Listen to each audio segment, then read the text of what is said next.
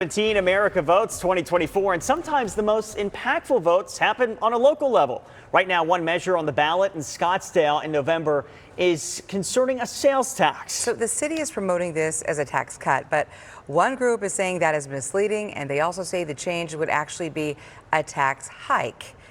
Our Amelia Fabiano live right now pushing for answers on this, and right now there's actually a lawsuit because of it. Good morning. Hey, good morning, Kaylee and Nick. So, yeah, some people want this thrown off the ballot entirely. They feel like the language the city has been using with it isn't fairly portraying what people are actually voting on or what would actually happen if this went into effect. So I'm cutting through the noise this morning and finding out what is actually at stake and what you need to know if you live in Scottsdale. Words on the page are what we're challenging.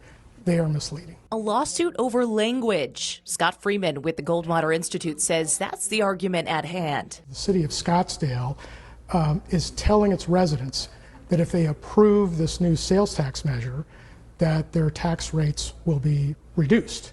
But the opposite is true. Tax rates will increase. The city of Scottsdale is putting a sales tax in the hands of voters this November. It's a 0.15% sales tax that would go into effect July 1st, 2025 for 30 years. It would fund improvements and maintenance at aging city parks and recreational facilities, including the McDowell Sonoran Preserve and Westworld. In an online Q&A document, the city connects the sales tax to an existing 0.2% sales tax that's set to expire on its own on June 30th. However, that expiring tax had to do with land acquisition and was approved by voters almost 30 years ago. The old tax was designed to raise money to allow the city to acquire land. Land they ultimately put into the preserve.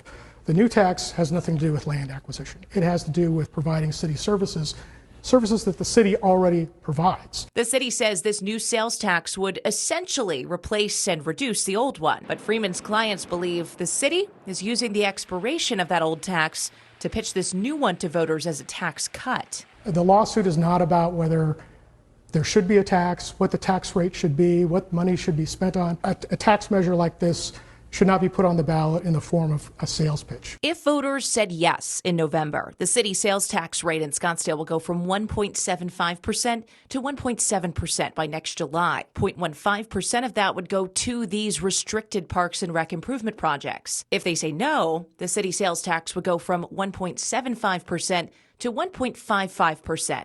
But the parks and rec improvements would have to compete with other high priority needs in the city's general fund instead of getting money specifically from this dedicated sales tax. But Freeman believes there won't be a vote at all. We believe a judge will take a look at this. It will happen fairly quickly because the election is upon us, and determine that the language is misleading, that it does engage in a bait and switch, and disqualify it. That will mean that it's not on the November ballot.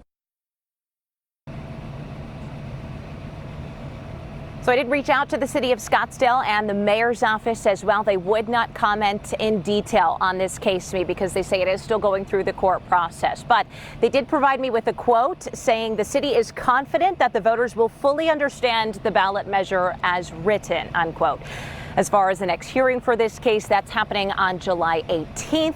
Lawyers on this case tell me they do expect or hope for a decision sometime shortly after, since election season is upon us. I'll let you know what happens. Reporting live in Scottsdale this morning, Amelia Fabiano, ABC 15 Arizona. A lot to cut through. We appreciate that you're doing that.